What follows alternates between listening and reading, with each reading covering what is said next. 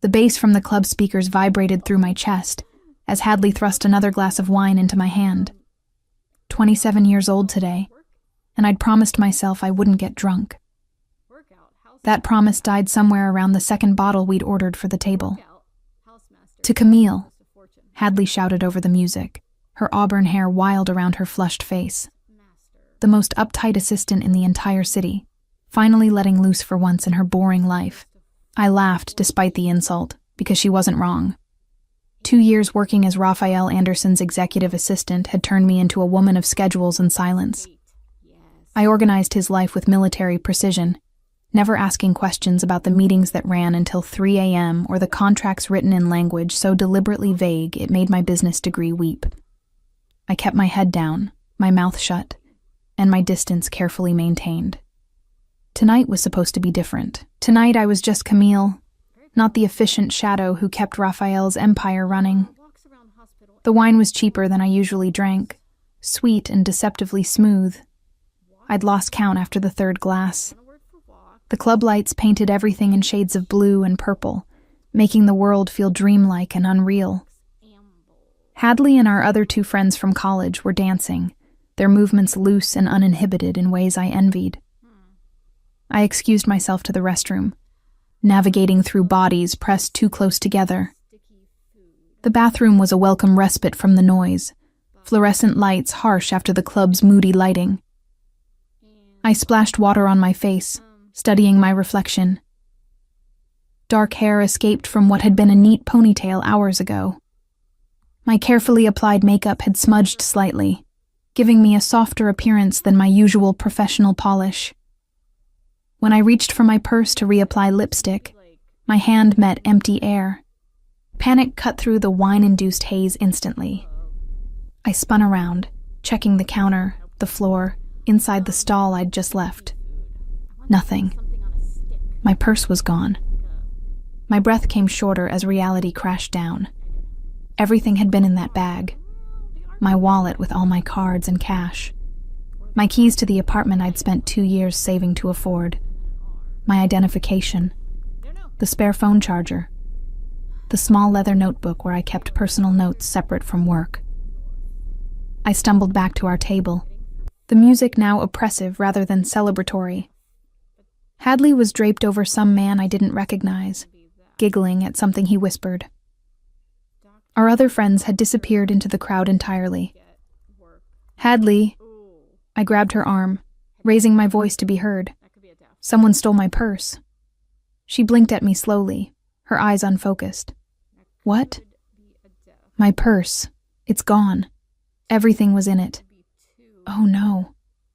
Her expression showed concern, but her body language remained languid, uncoordinated. "Did you check the bathroom?" "Yes, it's not there." Frustration edged my voice.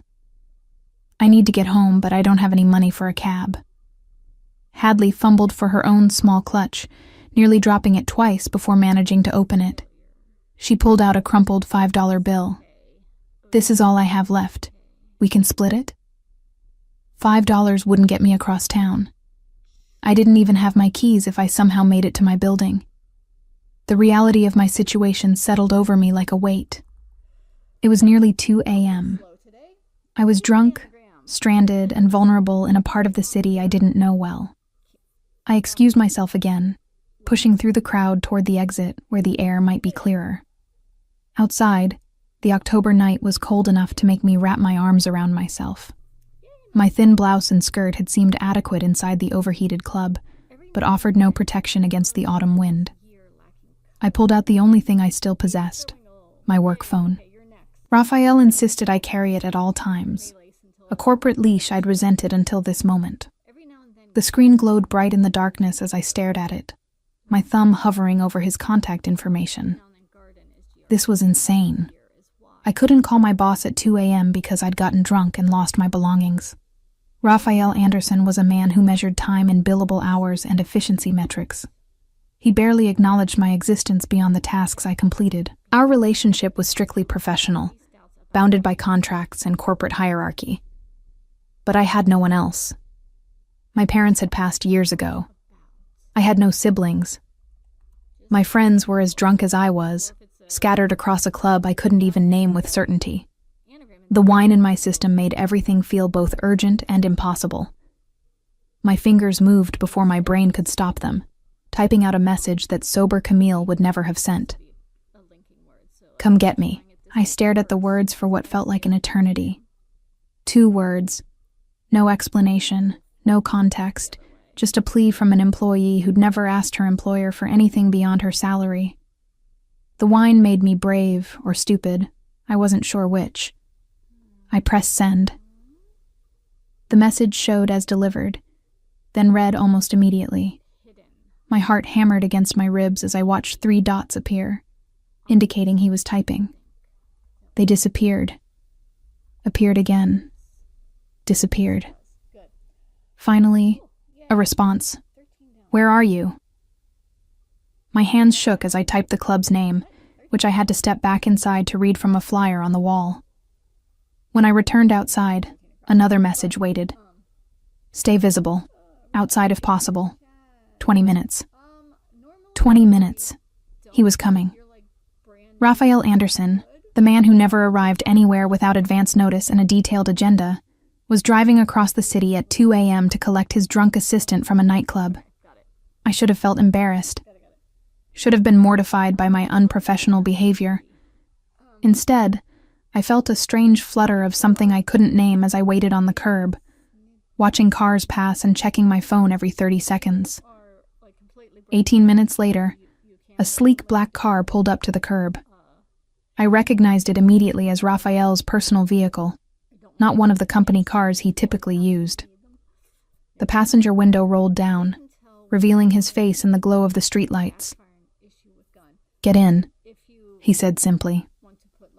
I climbed into the passenger seat, the leather still warm from the heater he must have been running. The interior smelled like his cologne, something subtle and expensive that I'd caught hints of when I entered his office with morning coffee or quarterly reports. He looked different than I'd ever seen him. His usually immaculate dark suit was rumpled, tie loosened, top button undone. His hair, normally styled with precision, fell slightly across his forehead. At 34, he maintained the kind of controlled appearance that came from discipline and money. Tonight, he looked almost human. "What happened?" he asked, pulling back into traffic with practiced ease. The combination of wine and relief made words spill out before I could filter them. "Someone stole my purse. Everything was in it. My wallet, my keys, my ID. I couldn't get home and my friends were too drunk to help and I didn't know who else to call and I'm sorry. I shouldn't have bothered you. This is completely inappropriate and unprofessional and... Camille." His voice cut through my rambling, not harsh but firm. "It's fine. Are you hurt?"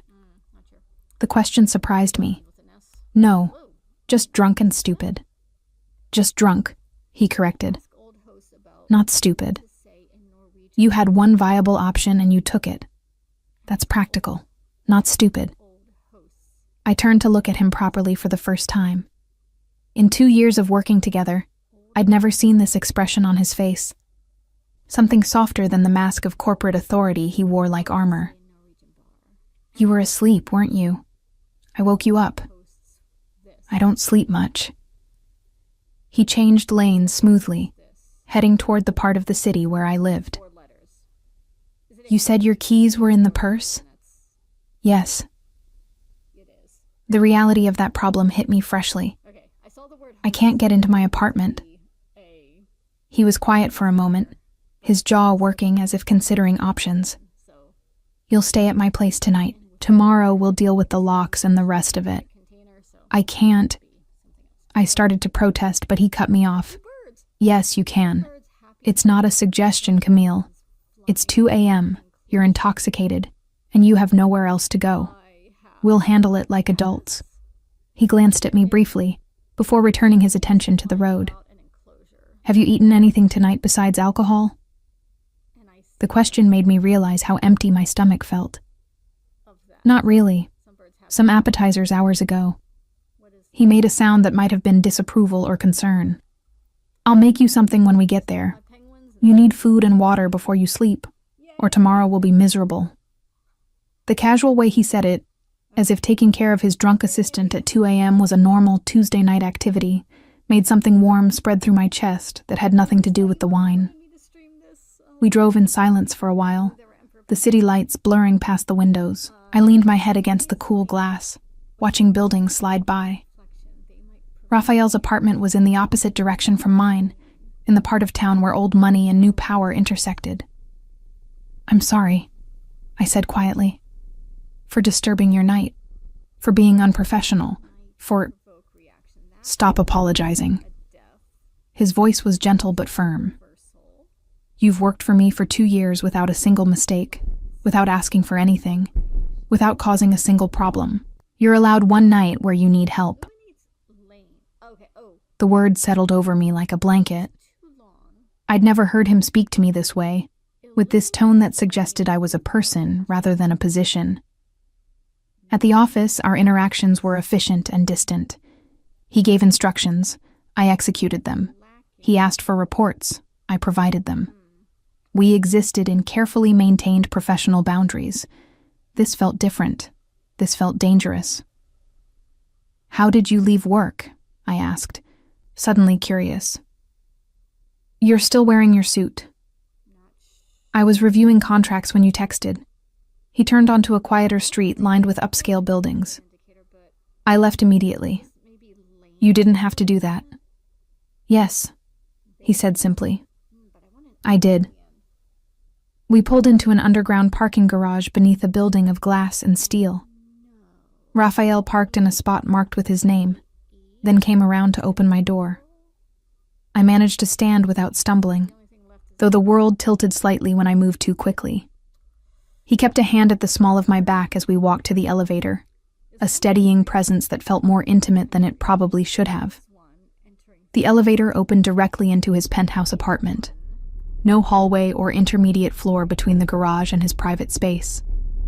The apartment was exactly what I would have expected. Minimalist furniture in shades of gray and black, floor-to-ceiling windows overlooking the city, art that probably cost more than I made in a year. But there were also unexpected details. Books stacked on the coffee table, a forgotten coffee cup on the kitchen counter, a jacket draped over the back of a chair, signs of actual life rather than showroom perfection. "Sit," Raphael indicated the kitchen island, as he shrugged out of his suit jacket and rolled up his sleeves. "Water first, then food." I obeyed, climbing onto one of the modern bar stools and accepting the large glass of water he placed in front of me.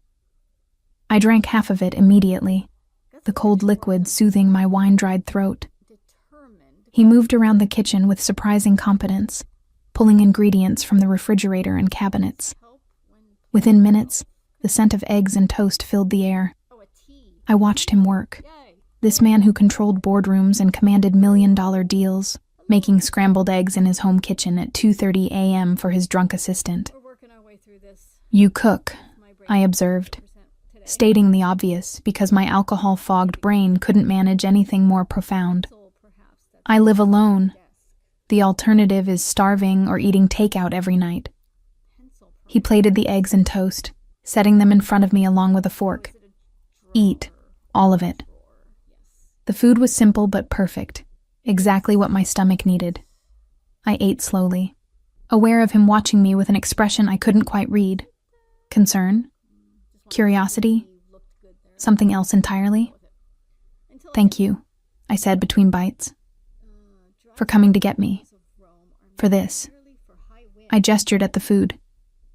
"For not being angry." He leaned against the counter across from me, his own glass of water in hand. "Why would I be angry?" "Because this is inappropriate. Because I'm your employee and I got drunk and called you in the middle of the night like you're my personal rescue service. Camille." He said my name in a way that made me look up from my plate. "You've never asked me for anything in 2 years. Not a favor, not special treatment, not even a day off when you had that terrible flu last winter and came to work anyway because we had the merger presentation." I remembered that week. I'd been running a fever of 102, but the Westbrook merger had been the most important deal of Raphael's year. I'd taken cold medicine and powered through. That was my job, I said. No, that was you going beyond your job because you understood what was at stake. He set down his water glass. So when you send me a text at 2 a.m. asking for help, I don't question it. I come. The way he said it, simple and absolute, made my chest tighten. Why? The wine made me brave enough to ask. I'm just your assistant. Something shifted in his expression, a crack in the carefully maintained professional facade. You think that's all you are? The question hung in the air between us, heavy with implications I wasn't sober enough to fully process. I opened my mouth to respond, but he shook his head. Finish eating. We'll talk tomorrow when you're not drunk. I obeyed, cleaning my plate while he poured me more water.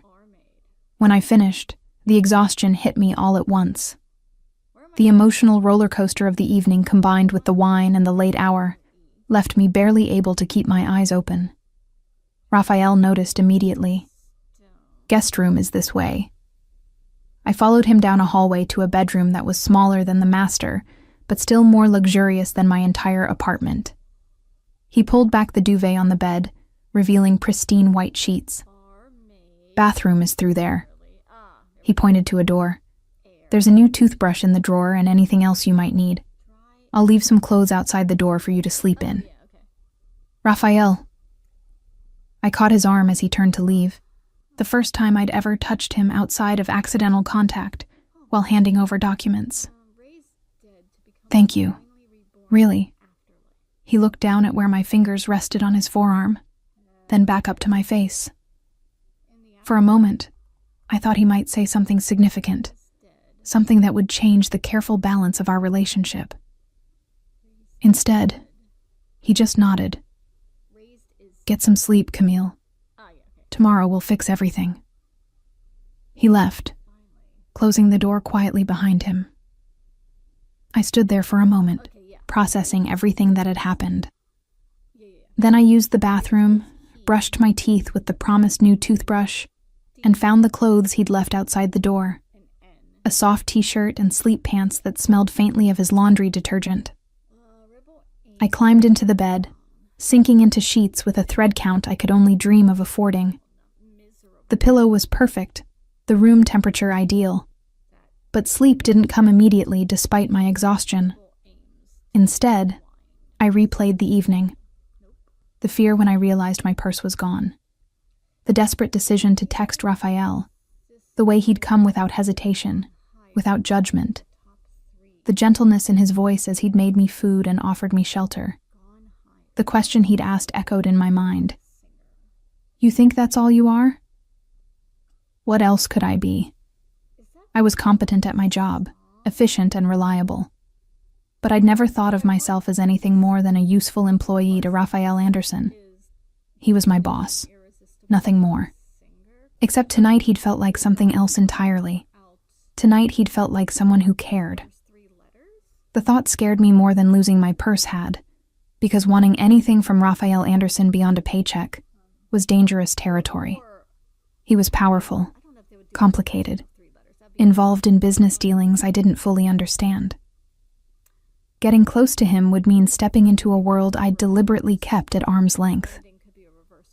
But as I drifted toward sleep in his guest room, wearing his clothes and full from the food he'd made, I couldn't deny the truth any longer. I'd been keeping my distance from Raphael for 2 years, not because I didn't care, but because I cared too much. Because every morning when I brought him coffee, every late night when we worked through contracts together, every rare moment when he smiled at something I said, I felt the danger of falling for a man I could never have. Tonight, that carefully maintained distance had shattered with 2 words. Come get me. And he'd come. Without hesitation, without questions, he'd driven across the city to save me. Tomorrow I'd have to face him sober. Tomorrow I'd have to rebuild the professional boundaries I'd maintained so carefully. Tomorrow I'd pretend this night had meant nothing. But tonight, as sleep finally claimed me, I let myself imagine a different possibility. A world where that question, you think that's all you are, had an answer that changed everything. I woke to sunlight streaming through unfamiliar windows and a headache pounding behind my eyes like a bass drum. For a disorienting moment, I couldn't place where I was. The sheets were too soft, the room too quiet, the ceiling too high. Then memory crashed back in waves. The club, the stolen purse, the desperate text message. Raphael appearing like some dark-suited savior at 2 a.m. Oh, God. I sat up too quickly, immediately regretting it as the room spun. I pressed my palms against my eyes, trying to organize the fragments of last night into something coherent. I'd drunk texted my boss. He'd driven across the city to collect me. I'd slept in his guest room wearing his clothes. The professional mortification was overwhelming. I stumbled to the bathroom, splashing cold water on my face and trying to make my hair look less like a bird's nest. My reflection in the mirror showed exactly what I felt like. A woman who'd made spectacularly poor decisions and now had to face the consequences. The clothes Raphael had left for me last night sat folded on the bathroom counter. His t-shirt hung loose on my frame. The sleep pants rolled at the waist to keep them from falling off. I looked ridiculous, but I had no other options. When I finally gathered enough courage to leave the bedroom, I found Raphael in the kitchen, dressed in dark slacks and a crisp white shirt, sleeves rolled to his elbows. He was reading something on his tablet while drinking coffee from a simple black mug. He looked up when I entered, his expression unreadable. "Good morning. How's the head?" "Survivable." My voice came out rougher than intended. "What time is it?" 8:30. He set down the tablet. "Coffee?" "Please." I slid onto one of the bar stools, the same spot where I'd eaten scrambled eggs in the middle of the night. "I'm sorry about last night. About all of it." Raphael poured coffee into a mug and placed it in front of me, along with cream and sugar. "You've apologized enough. How you take your coffee, I know, but I don't know how you're feeling this morning beyond the headache." I wrapped my hands around the warm mug, drawing comfort from it. Embarrassed, mortified, like I want the earth to swallow me whole. That's excessive. He leaned against the counter, the posture casual in a way I'd never seen at the office. "You had your purse stolen on your birthday. You made the practical choice to ask for help. There's nothing embarrassing about that." "I drunk texted my boss at 2 a.m., I pointed out. "You texted someone you trusted when you were in trouble." He took a sip of his coffee. "I'd be more concerned if you hadn't." The matter-of-fact way he said it, as if my trust in him was expected and natural, made something shift in my chest. I studied him over the rim of my mug, seeing details I'd never noticed in our office interactions. The slight shadow along his jaw from missing his usual morning shave. The way his hair fell less perfectly without product. The coffee stain on his otherwise pristine shirt cuff. "You stayed up," I observed. "You haven't slept." "I had work to finish." He didn't elaborate, which was typical. Raphael never explained more than necessary about his business dealings. On a Saturday morning, business doesn't stop for weekends, Camille. You know that better than most. He set down his mug. "I've already made arrangements to have your locks changed. A locksmith will meet us at your apartment in an hour. I've also contacted the credit card companies to freeze your accounts and ordered replacement cards. They'll arrive by Monday." I stared at him, processing. "You did all that this morning?" "I did it last night while you slept." He pulled out his phone, tapping through screens. "I also filed a police report about the theft and contacted 3 banks to dispute any fraudulent charges if your cards were used. Your new driver's license can be processed Monday morning if you come into the DMV with me. I know someone there who can expedite it." Of course he did. Raphael Anderson knew someone everywhere, had connections that spiderwebbed through the city in ways I'd never fully mapped. "You didn't have to do all that," I said quietly. "Yes, I did." He looked up from his phone, his dark eyes direct. "You're my responsibility. I'm your employee. You're more than that." The words hung between us, an echo of last night's loaded question. I wanted to push, to ask what he meant, but the intensity in his gaze made me look away first. I need to call my friends, I said, changing the subject to safer ground. They're probably worried. One of them texted your work phone around 3 a.m., Hadley Carter. I responded that you were safe and would contact her today. He slid my phone across the counter. The battery was low, so I charged it. Everything. He'd thought of everything. While I'd been sleeping off wine and chaos, Raphael had systematically solved every problem my stolen purse had created. The efficiency was characteristic, but the care behind it felt like something new. Thank you.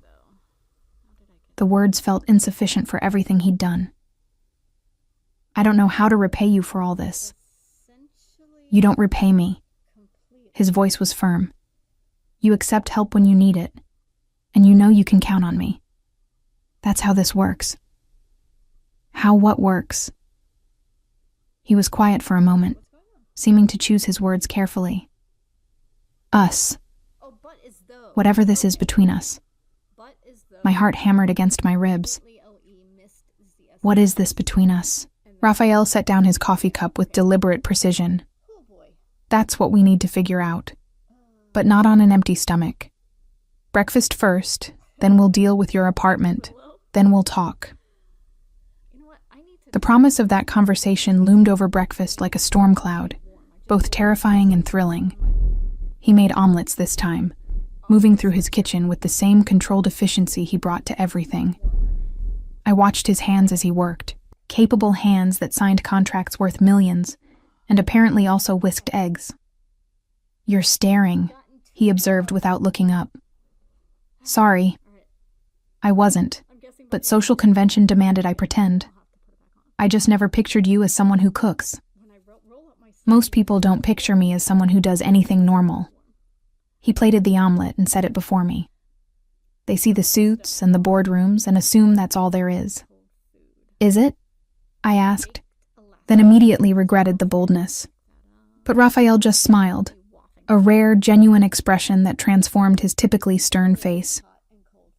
If it was, I wouldn't have left an important contract review at midnight to pick up my assistant from a nightclub. Why did you? The question emerged before I could stop it, raw and honest. Really? He sat across from me with his own plate, his eyes holding mine. Because when I saw your text, the only thing I could think about was getting to you. Everything else stopped mattering. The confession hung in the air between us, more intimate than if he'd touched me. I set down my fork, my appetite forgotten. Raphael, Eat first. He interrupted gently. This conversation requires energy, and you need food. I obeyed, though the omelet could have been cardboard for all I tasted it. My mind was spinning with implications, with possibilities I'd never allowed myself to consider.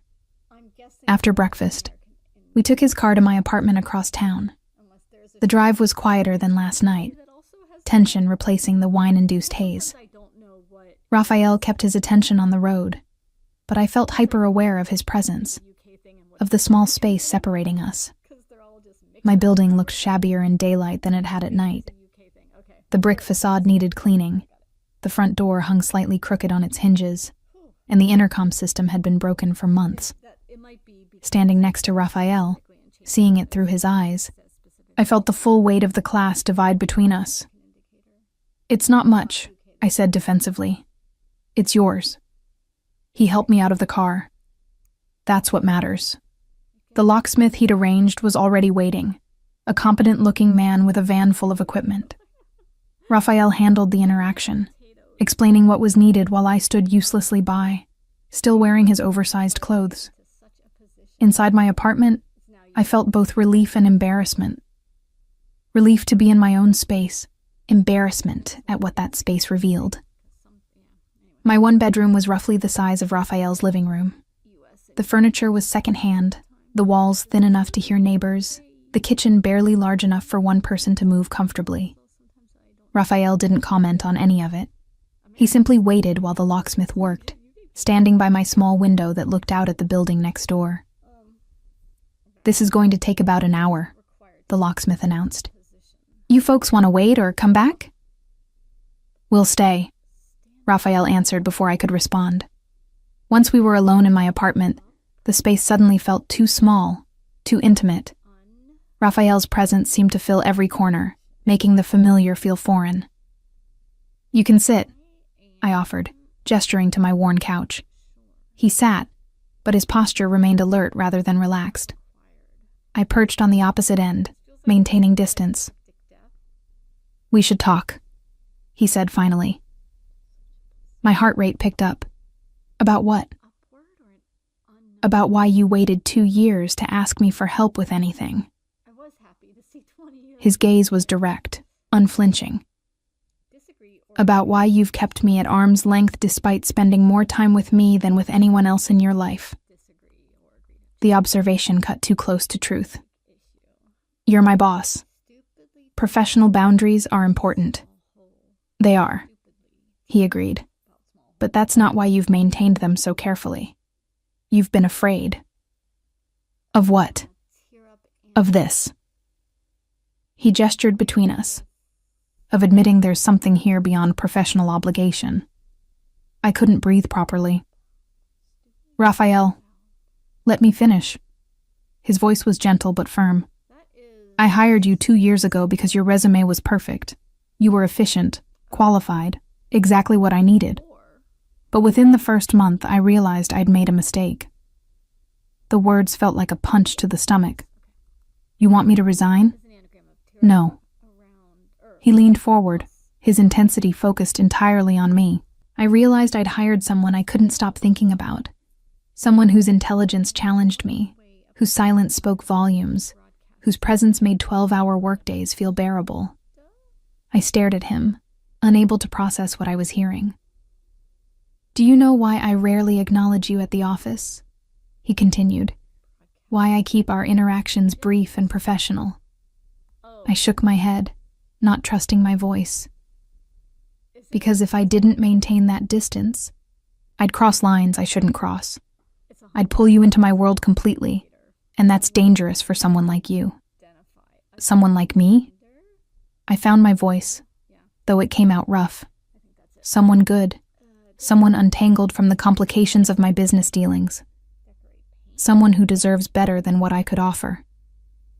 His jaw tightened. "I've kept you at distance to protect you, Camille. From me, from my world, from everything that touching me would bring into your life." The confession should have frightened me.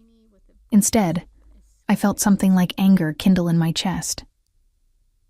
"Don't I get a say in that?" I demanded. "In what I can handle, in what I choose." "Do you know what you'd be choosing?" His voice hardened slightly. "My business isn't just boardrooms and contracts. There are aspects I've deliberately kept you away from. People who would use anyone close to me as leverage. Complications that would compromise the safe, quiet life you've built here." I laughed, the sound bitter. "Safe? My purse was stolen last night. My safe, quiet life left me stranded and vulnerable. The only safety I felt was when you showed up." Something shifted in his expression. "Camille, for 2 years I've told myself I was maintaining professional distance." I interrupted, my voice shaking. "But you're right. I was afraid. Not of your business or your world. I was afraid of wanting you, of caring about you beyond what was appropriate, of lying awake at night thinking about you when I should have been thinking about anything else." Raphael went very still. "You've wanted me?" The vulnerable note in his voice, so at odds with his usual control, made me brave. "Yes." The admission felt like jumping off a cliff. Every day, every late night we've worked together, every brief moment you've smiled at something I said, every time your hand brushed mine passing documents. I've wanted you so much it terrified me.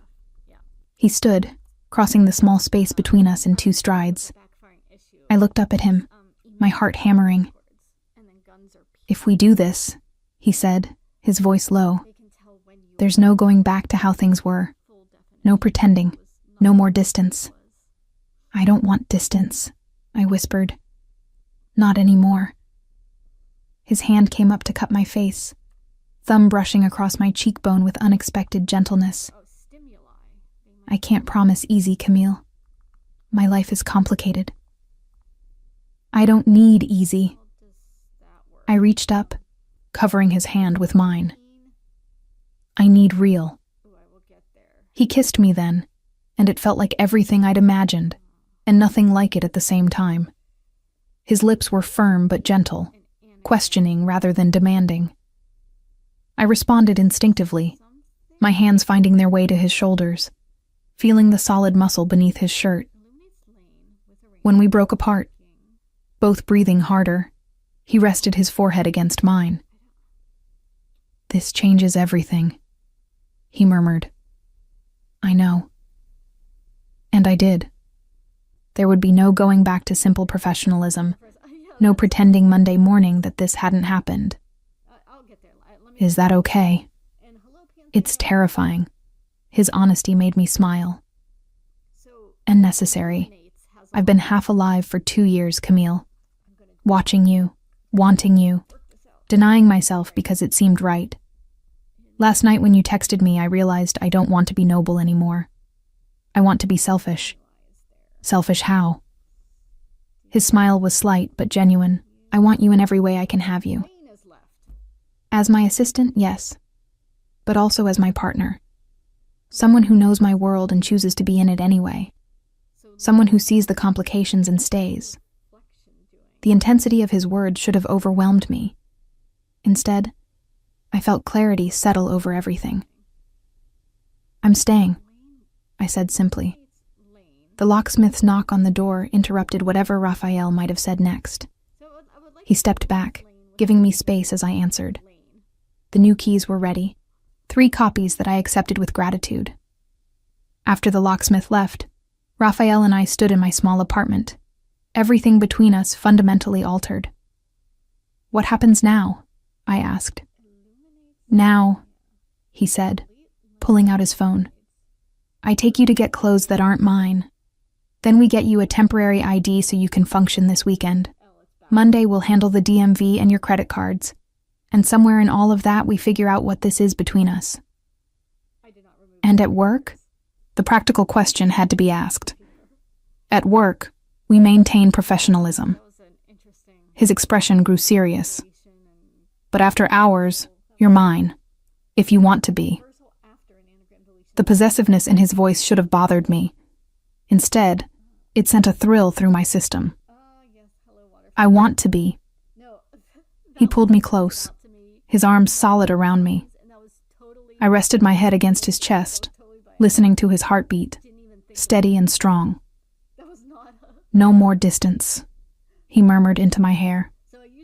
"No more distance," I agreed, standing there in my shabby apartment, wearing his 2 large clothes, with my life in chaos from the previous night. I felt something settle into place. The fear that had kept me frozen for 2 years dissolved. Raphael Anderson was complicated, powerful, involved in things I didn't fully understand.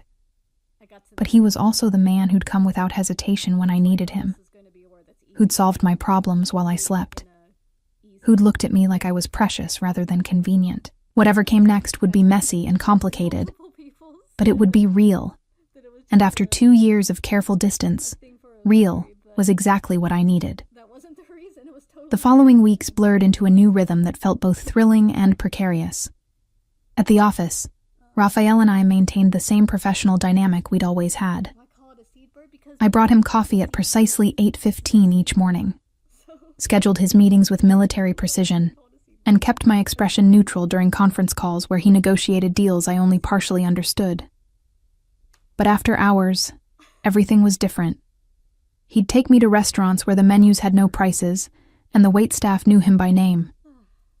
We'd talk for hours about everything except work, discovering that beneath our professional compatibility lay something deeper. He told me about growing up with a father who'd built an empire through ruthless determination, about the pressure of inheriting expectations along with wealth, I told him about my parents' accident when I was 19, about putting myself through business school while working 3 jobs, about the loneliness of building a life with no family to fall back on. "That's why you're so self-sufficient," he observed one evening over wine that probably cost more than my monthly rent. "You've had to be." Is that a compliment or a criticism? It's an observation. His fingers traced patterns on the back of my hand, and an explanation for why you waited so long to ask for help.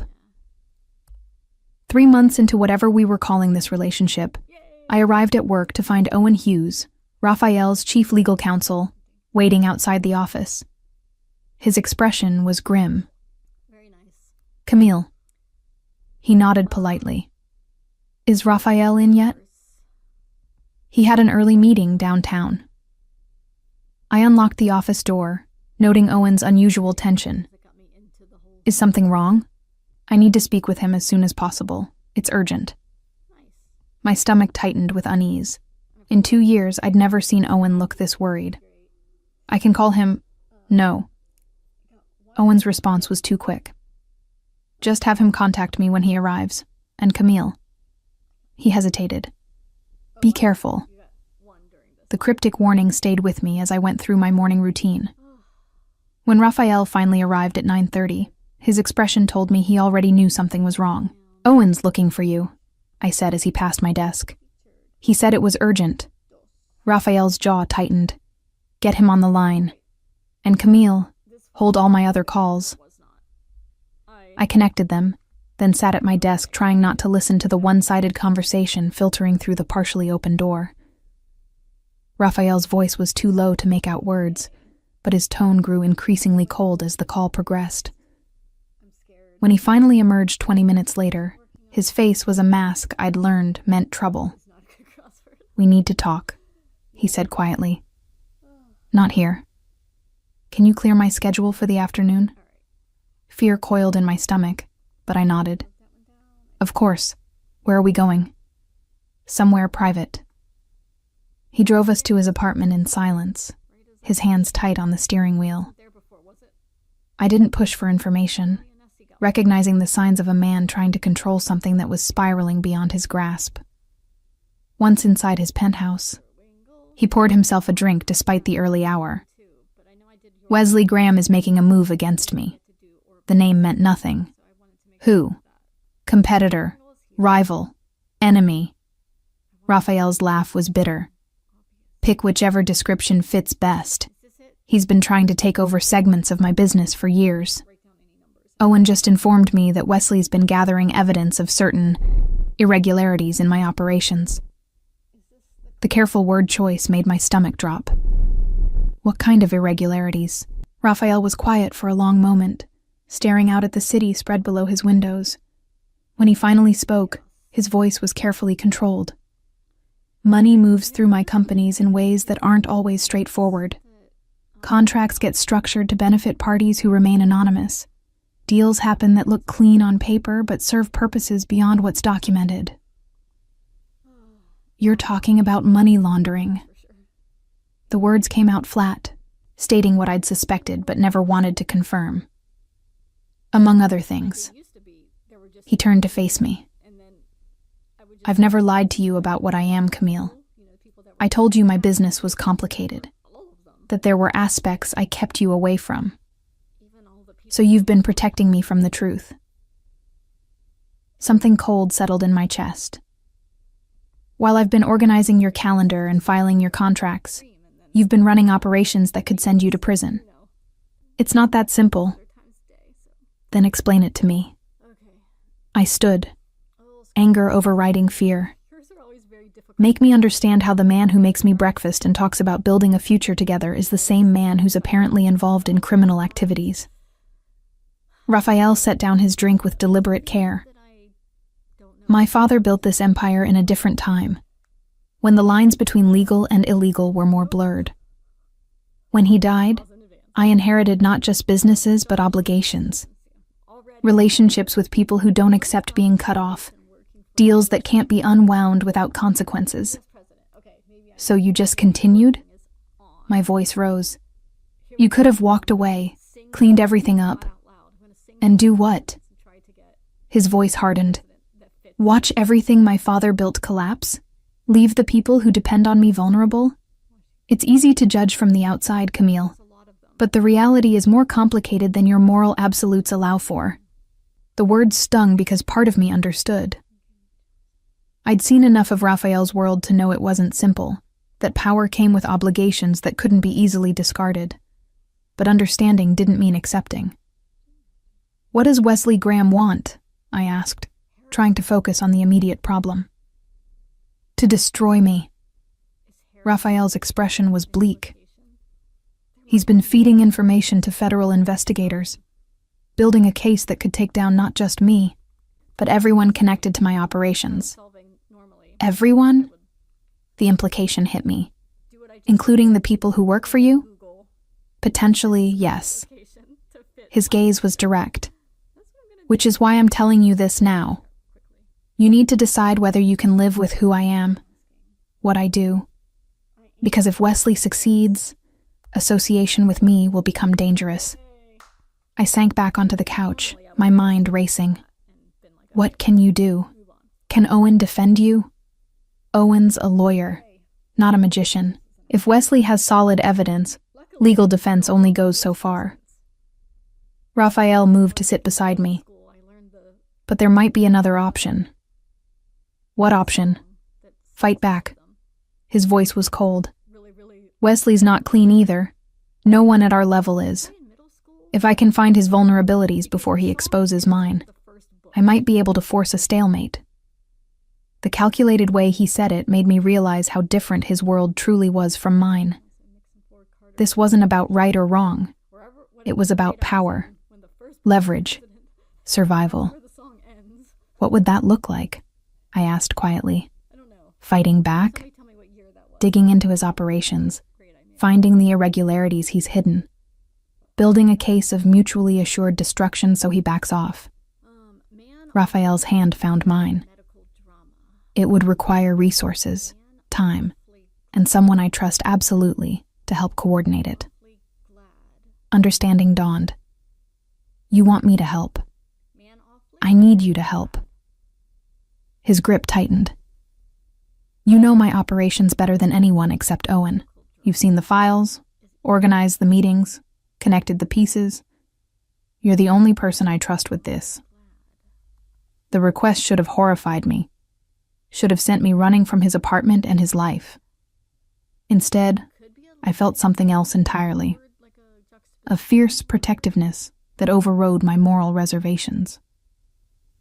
If I help you, I said slowly, I'm complicit. I become part of whatever you're doing instead of just adjacent to it. Yes. He didn't soften the truth. And if this goes wrong, you could face consequences too. Which is why I'll understand if you want to walk away now. I'll give you a generous severance, excellent references, and ensure you're completely separated from anything that might implicate you. It was the second time he'd offered me an out, an escape from the complications of his world. The first time, I'd chosen to stay for selfish reasons, for the connection between us. This time, the stakes were infinitely higher. I thought about the past 3 months, the way Raphael looked at me like I was the only real thing in his carefully constructed world. The conversations that lasted until dawn, the feeling of being seen completely for the first time in my life, the terror of losing him. What do you need me to do? I asked. Relief and something like pain crossed his face. Are you sure? No. My honesty made him smile slightly. But I'm staying anyway. Tell me what you need. Over the next hour, Raphael explained his plan. Wesley Graham's empire, like Raphael's, had been built on a foundation that wouldn't withstand close scrutiny. There were shell companies, offshore accounts, deals structured to hide their true nature. The key was finding enough evidence to create leverage. Owen's people are already digging, Raphael explained, spreading documents across his dining table. But they're approaching it from a legal angle. What I need is someone who can see the patterns, connect the administrative threads. That's where you come in. I studied the documents, seeing immediately what he meant. Legal investigation focused on proving specific crimes. What Raphael needed was the kind of comprehensive organizational mapping I'd been doing for his companies for 2 years. I can do this, I said, confidence growing as I saw the scope of the project. But I'll need access to more than just what's in the office. Your personal files, the documents you keep separate. Done. He didn't hesitate. Anything you need. We worked through the afternoon and into the evening, Raphael ordering food we barely touched while I began building a database of Wesley Graham's business structure. It was like assembling a puzzle where half the pieces were deliberately mislabeled. Around midnight, Raphael's phone rang. He glanced at the screen, his expression darkening. I need to take this. He stepped into his bedroom, leaving me alone with the scattered documents. I heard his voice rise, sharp and cold, speaking in rapid sentences I couldn't quite make out. When he returned 15 minutes later, his face was pale. What happened? I asked. Wesley made his move. Raphael's voice was tight. Federal investigators just raided 3 of my facilities. They'll be coming here next, probably tomorrow. My blood ran cold. What does that mean? It means we're out of time. He moved to his safe, pulling out a laptop I'd never seen before. Everything we need is in here. Financial records, correspondence, the real structure of my operations. I've kept it separate from the office systems. He handed me the laptop, and I understood immediately. This was his insurance policy. The evidence that could save him or destroy him, depending on who controlled it. Why are you giving this to me? I asked. Because if they raid my properties, they'll seize everything. But they won't look at my assistant's apartment. Not immediately. His gaze was intense. I need you to keep this safe. Study it. Find what we need to stop Wesley. The weight of what he was asking settled over me. Raphael, if they find this at my place, I know. He cupped my face in his hands. I know what I'm asking. If you can't do it, tell me now. I'll find another way. I should have refused. Should have recognized this as the moment to extract myself from a situation spiraling toward disaster. Instead, I thought about the man before me. Complicated and flawed, but also the person who'd shown me what it meant to be chosen, to be trusted completely. I'll do it, I said. But Raphael, you need to promise me something. Anything. No more secrets. If I'm risking everything to help you, I need to know exactly what I'm protecting. All of it. He was quiet for a long moment, something like grief passing across his face. Then he nodded. All of it, he agreed. Starting now. What followed was the longest night of my life.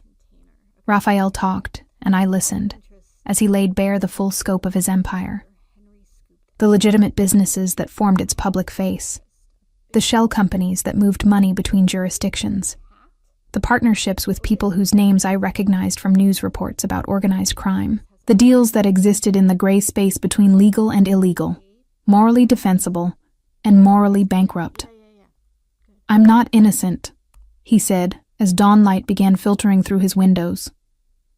I've made choices that hurt people, even if indirectly. I've prioritized profit over ethics more times than I can count. But I'm also not the monster Wesley will paint me as. I've tried to minimize harm, to use my influence for good when I could. That's not exactly a ringing endorsement of your character, I observed. His smile was bleak. No, but it's honest, which is more than most people at my level offer. I studied him in the early morning light, this man who'd given me everything I'd been afraid to want, and saw him clearly for the first time. Not the powerful businessman or the careful boss or the attentive lover, but all of it together. Complicated, flawed, ruthless when necessary, and somehow still the person I'd choose over easier alternatives. Okay, I said finally. Now I understand what we're fighting for. Not innocence, because you're not innocent. but the chance to rebuild something better from what exists. You still want to help? He sounded surprised. I still want to help. I reached for his hand. But after we survive this, we're rebuilding everything. Your operations, your business structure, all of it. I'm not spending my life protecting something morally indefensible. Relief and something like hope crossed his face. You're talking about a future. I'm talking about our future. I squeezed his hand. If we have one after this, we will. The determination in his voice was absolute. Whatever it takes, Camille, we will. As we sat together watching the sun rise over the city, I understood that the woman who'd drunk texted her boss 3 months ago was gone. In her place was someone who'd chosen to step fully into Raphael's complicated world, who'd decided that loving him meant accepting all of him, darkness included. It was terrifying. It was probably stupid. But sitting there with his hand in mine, the weight of his secrets now mine to carry, I couldn't bring myself to regret it. Whatever came next, we'd face it together. I'd been staring at Raphael's secret laptop for 6 hours straight when my doorbell rang at 2 a.m. My tiny apartment had been transformed into a makeshift war room. Documents spread across every surface. Multiple screens displaying financial records that would send most people running to federal authorities. Instead, I was running toward becoming an accessory. I checked the peephole, my heart hammering. Raphael stood there, still in his suit from earlier, his expression grim. I opened the door quickly. They raided the office, he said without preamble, stepping inside.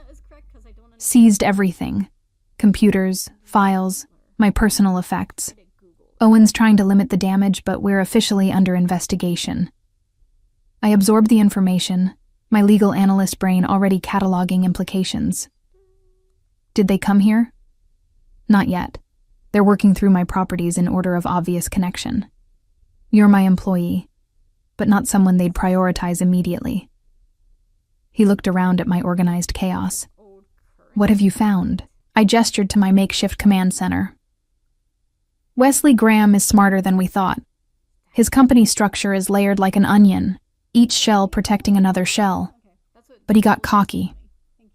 I pulled up a document on my laptop. 3 months ago, he acquired a logistics company in Delaware. On paper, it looks clean. But if you trace the ownership backward through 4 holding companies, it connects to a freight operation that's been flagged by customs 17 times for suspicious shipments. Raphael leaned over my shoulder, studying the screen. Can you prove the connection? Not yet, but I found the pattern. I showed him the web of companies I'd mapped. He's using the same structure in 4 other acquisitions. Once I document all of them, we can show a systematic pattern of hiding ownership to evade oversight. That's good. He straightened. But we need more than pattern matching. We need evidence of actual criminal activity. I know. I rubbed my tired eyes. I've been trying to find his financial irregularities, but he's buried them well. Every transaction I trace leads to another dead end. Raphael was quiet for a moment. What if you're looking at the wrong transactions? What do you mean? You're approaching this like a corporate investigation, looking for financial crimes, tax evasion, fraud. He sat beside me. But Wesley's real vulnerability isn't his money. It's his ambition. I turned to face him fully. Explain. Wesley wants what I have. Not just my businesses, but my position, the respect, the fear, the network. Raphael's expression hardened. He's made promises to people to get them to turn against me. Promises he can't keep. If we can document those promises, show he's overextended himself, we can turn his allies against him. Understanding dawned. You want to poison his relationships. I want to expose him as someone who makes deals he can't honor. In our world, that's worse than being criminal. It's being unreliable. He pulled out his own phone. I have contacts who've been approached by Wesley. If we can get them to document what he offered, what he guaranteed, We can build a case that he's reckless and dangerous to work with. It was brilliant and ruthless in equal measure. That won't stop the federal investigation against you. No, but it might buy us time. He met my gaze. If Wesley loses his support network, the pressure on investigators to move quickly decreases. That gives Owen more time to negotiate. Negotiate what? A deal. Raphael's voice was flat. I cooperate with certain aspects of their investigation, provide information on other players, in exchange for reduced charges. It's not ideal, but it's survival. The casual way he discussed betraying criminal associates should have horrified me. Instead, I felt only cold pragmatism. This was the world we'd chosen to fight in. Morality was a luxury we couldn't afford. Okay. I turned back to my screens. Give me the names of Wesley's potential allies. I'll cross-reference them with the documents here, see if I can find evidence of his promises. We worked through the night, Raphael making phone calls while I built profiles of every person Wesley had approached. By dawn, we had 12 testimonials, all documenting outlandish promises Wesley had made to secure support against Raphael. He told Marcus Chen he'd get exclusive shipping contracts for the entire East Coast, Raphael reported, reading from his notes. Chen knows that's impossible. No one has that kind of control, but Wesley sold it convincingly enough that Chen agreed to provide testimony against me. Can you get Chen to recant? I asked. Maybe. If I can show him Wesley's promises are vapor. Raphael looked at what I'd compiled. This is good work, Camille. Really good. The praise warmed me despite my exhaustion. I'm just connecting dots. You're the one who knew where to look. We make a good team. His hand found the back of my neck, massaging the tension there. But you need rest. You've been at this all night. So have you. I'm used to it. His phone buzzed. He glanced at it, his expression darkening. Owen, I need to take this. He stepped into my small bathroom for privacy. I used the break to stand and stretch, my body protesting hours of immobility. Through the thin walls, I could hear my neighbor's television, a morning news show discussing something that seemed impossibly distant from my current reality. When Raphael emerged, his face was carefully neutral, which I'd learned meant bad news he was trying to control. What happened? I asked. The investigators want to interview you. His voice was tight. Tomorrow at 10 a.m. They're calling in everyone who works closely with me. My stomach dropped. What should I tell them? The truth, mostly. He moved closer. You're my assistant. You organize my schedule, file my paperwork, handle routine correspondence. You don't know the details of my business dealings beyond what's necessary for your job. But I do know. I gestured at the laptop surrounding us. I've spent the past 18 hours learning exactly how your empire works. They don't know that. His hands came to rest on my shoulders. Camille, when they interview you, you need to be the efficient assistant who follows orders without questioning them. Not the woman who spent the night building a counterintelligence operation. You want me to lie to federal investigators. I want you to protect yourself. His grip tightened slightly. This is already dangerous enough. If they realize how deeply you're involved in helping me, you could face charges too. The concern in his voice was genuine, but so was my understanding of the situation. If I lie and they catch me, it's worse than if I'm honest about being your assistant but vague about details. Then be vague. He pulled me closer. Be the woman who shows up, does her job well, and goes home without involving herself in anything questionable. I stopped being that woman the moment I agreed to help you, I pointed out. Raphael's expression softened. I know, and I'm sorry for putting you in this position. Don't apologize for something I chose. I rested my forehead against his chest. Just tell me how to get through tomorrow without making things worse. We spent the next hour rehearsing, Raphael playing the role of hostile investigator, while I practiced answering questions in ways that were technically truthful, but revealed nothing useful. It felt like learning a new language, one where every word had to be weighed for potential consequences. "What is your relationship with Mr. Anderson?" Raphael asked in a cold, official tone. "He's my employer. I've been his executive assistant for 2 years. And outside of work?" I hesitated, and Raphael broke character. "That's where it gets tricky. They'll have seen us together at restaurants, maybe even have photos. Denying a personal relationship will backfire if they have evidence. So I admit we're involved? You admit to a professional relationship that evolved into something personal." He chose his words carefully. "But you maintain that you know nothing about the business aspects they're investigating. Your relationship is separate from his work." Will they believe that? Probably not. His honesty was brutal. But it's defensible. A lot of people date their bosses without becoming involved in criminal enterprises. The clinical way he said it made me laugh despite the situation. "Is that what we're doing? Dating?" That's the least complicated word for it. A slight smile crossed his face. "Among other options that would sound worse to federal investigators." My phone buzzed with a calendar reminder I'd set days ago. Raphael's mother's birthday was in 2 days. The normalcy of the reminder in the midst of our current crisis felt surreal. "Your mother's birthday is Wednesday," I said. "Did you want me to order flowers like last year?" Raphael blinked, clearly having forgotten entirely. "Camille, we're in the middle of a federal investigation. My mother's birthday is the least of our concerns. Maintaining normalcy is important. I made a note to order flowers anyway.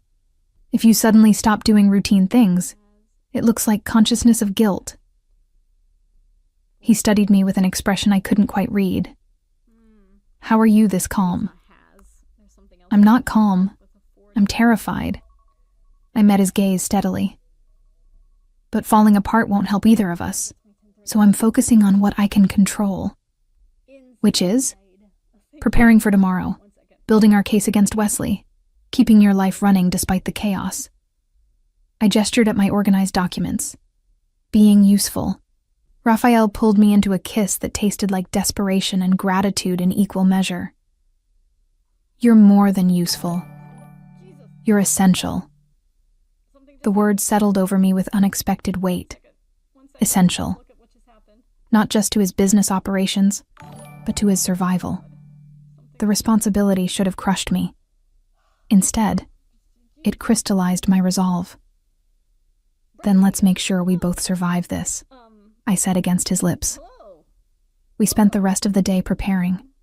Raphael made calls to his various contacts, carefully repositioning alliances and testing loyalties. I continued mapping Wesley's operation, finding more evidence of promises that couldn't be kept, of a house of cards built on ambition rather than substance. By evening, we had something resembling a strategy. Owen would use the testimonials Raphael gathered to demonstrate Wesley's unreliability to key investigators. I would navigate my interview without revealing my deeper involvement. And we'd continue building our case, looking for the one piece of evidence that would definitively prove Wesley's operation was more criminal than Raphael's. "It's not much of a plan," I observed as we reviewed everything. "It's better than nothing." Raphael closed his laptop. "And it's all we have." He stayed that night, neither of us willing to be alone with our fears. We didn't talk about the interview tomorrow, or the investigation, or any of it. Instead, we lay in my narrow bed, holding each other while the city sounds filtered through my thin walls. "Camille," Raphael said into the darkness, "if tomorrow goes badly, if they arrest me or charge you, don't." I pressed my fingers against his lips. "We'll deal with whatever happens when it happens. Tonight, we're just two people who chose each other." His arms tightened around me. "I don't deserve you." "Probably not." I smiled against his shoulder. "But you have me anyway." Sleep came in fits and starts, anxiety making rest nearly impossible. Every time I dozed off, I dreamed of cold interrogation rooms and questions I couldn't answer. When my alarm finally went off at 7 a.m., I felt like I'd been awake all night. Raphael made me breakfast while I showered and dressed in my most professional outfit. A navy suit I'd bought for job interviews years ago, conservative and forgettable. I needed to look like someone's assistant, not someone's partner in counterintelligence. "Remember," Raphael said as we finished eating. "Vague but truthful. Professional but not robotic. You're nervous because being interviewed by federal investigators is nerve-wracking, not because you're hiding something." I am hiding something. They don't know that. He squeezed my hand. "Trust yourself, Camille. You're smarter than anyone in that room will expect." The words carried me through the morning as I took a cab to the federal building downtown. Raphael couldn't accompany me without making things look worse. I was on my own. The waiting room was sterile and cold, designed to make people uncomfortable. I sat with my hands folded, practicing the breathing techniques Raphael had taught me, projecting calm I absolutely didn't feel. "Ms. Reyes?" A woman in a severe suit appeared in the doorway. "We're ready for you."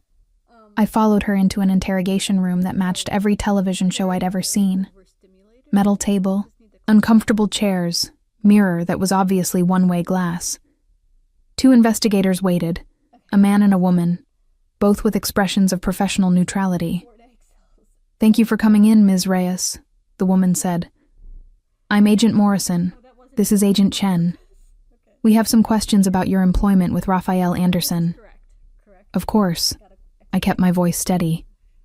"I'm happy to help however I can. How long have you worked for Mr. Anderson?" 2 years. I started as his executive assistant in October 2 years ago. "And what does that position entail?" I explained my duties, keeping my answer focused on administrative tasks, scheduling meetings, managing correspondence, organizing travel. All true, all boring, all revealing nothing about the deeper operations. "Did you ever handle financial transactions for Mr. Anderson?" Agent Chen asked. "I processed expense reports and maintained some budgets, yes. But I didn't have direct access to accounts or authority to move money." Also true. Raphael had deliberately kept me away from the financial aspects that were most legally problematic. "What about meetings?" Agent Morrison leaned forward. "Did you attend meetings with Mr. Anderson?" "Sometimes to take notes. Mostly I scheduled them without attending." "Did the nature of these meetings ever concern you?" This was the trap question. I took a breath, considering my answer carefully. Mr. Anderson operates multiple businesses across various industries. Some meetings were confidential due to competitive concerns. That's normal in corporate environments. I met her gaze steadily. "If you're asking whether I suspected illegal activity, the answer is no. I organized his schedule. I didn't have insight into the strategic or legal implications of his business decisions." The lie tasted bitter, but it was defensible. A good assistant wouldn't question their employer's dealings beyond what was necessary for their job. The interview continued for another hour, Agent Morrison and Agent Chen probing for weaknesses in my story, trying to find inconsistencies or admissions. I stuck to my carefully rehearsed responses, playing the role of efficient employee who knew her place. Finally, Agent Morrison closed her notebook. "Thank you for your cooperation, Ms. Reyes. We may need to speak with you again." "Of course." I stood, relieved it was over. "I'm happy to help your investigation." As I left the federal building, my phone buzzed immediately. Raphael's text was brief. "How did it go?" "Fine," I typed back. "I'll explain when I see you." But as I walked back toward my apartment, I couldn't shake the feeling that fine was a temporary state. The investigation was far from over, and my interview had been just the opening move in a much longer game. A game where the stakes were our freedom, our future, and everything we'd risk to protect each other. 3 weeks after my federal interview, I'd become someone I barely recognized. By day, I maintained my role as Raphael's assistant, showing up to the office that had been partially returned to us after the initial raid. By night, I transformed into something else entirely. Strategist, investigator, the person building the case that might save us both. The toll showed in the mirror each morning. Dark circles shadowed my eyes despite concealer. I'd lost weight from skipped meals and stress.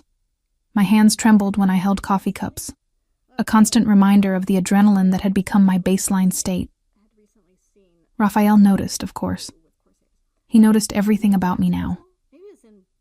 "You need to rest," he said one evening as we reviewed documents in his apartment. It had become our routine, working until midnight or later, then falling into exhausted sleep, tangled together like we could protect each other from what was coming. "I'll rest when this is over." I highlighted another suspicious transaction in Wesley Graham's financial records. "Look at this. He moved $3 million through a shell company in the Caymans, the same week he promised Marcus Chen exclusive shipping contracts. He's funding his promises with money that doesn't exist in any legitimate account." Raphael studied the document, his expression calculating. "Can you trace where the money came from?" "Not yet, but I'm getting closer." I pulled up another screen. "He's been moving funds between accounts so quickly that he's leaving digital fingerprints. He thinks he's being clever, but he's actually creating a trail." "How long until you can document the complete pattern?" "Maybe a week, 2 at most." I rubbed my temples, fighting off the headache that had been my constant companion. The question is whether we have that much time. Raphael's phone buzzed. He glanced at it, his face hardening. "Owen. He's been in negotiations with the federal prosecutors." "And?" "They're offering a deal. I provide detailed testimony about my operations and associates in exchange for reduced charges. 3 years minimum, possibly 5 depending on what they can prove." The numbers hit me like a physical blow. 3 to 5 years. Raphael in prison, his empire dismantled, everything we'd been fighting for destroyed anyway. "No." The word came out fierce. "There has to be another option." "Camille." "No," I repeated, standing up from the table. "We're not done yet. I'm close to proving Wesley's entire operation is fraudulent. Once we have that, once we can show the investigators that he's been manipulating them, using them to take you down while he's running something worse. Even if we prove that, it doesn't make what I've done legal." Raphael's voice was gentle but firm. "At best, it creates reasonable doubt. At worst, we both go down for different crimes. Then we make sure it's not worst case." I moved to stand before him. "Raphael, I didn't quit my safe job and risk federal charges to watch you take a plea deal. We're smarter than Wesley Graham. We just need to prove it." Something shifted in his expression, pride mixing with concern. "When did you become so ruthless?" "The moment I chose you over easy." I leaned down, kissing him with an intensity born of desperation and determination. "Now stop talking about prison and help me find the connection we're missing." We worked until 3 a.m., fueled by coffee and stubbornness. And finally, buried in a subsidiary company's quarterly report, I found it. "Raphael." My voice was sharp with excitement. "Look at this." He came to stand behind me, reading over my shoulder. "What am I looking at?" "This logistics company Wesley acquired 3 months ago? The one I flagged for suspicious customs reports?" I pointed at a line item in their expenses. "They're paying rent on warehouse space in New Jersey. But according to public records, that warehouse is owned by the Volkov family." Raphael went very still. "The Volkovs. You know them?" "Everyone in our world knows them." His voice was grim. "Russian organized crime. They've been trying to expand into legitimate shipping for years. If Wesley's in business with them, then he's involved with people far more dangerous than anything you've done." I pulled up more documents. "And look at this. The rent payments started small, but they've tripled in the past month. Wesley's not just using their warehouse. He's partnering with them." Raphael's mind was already racing ahead.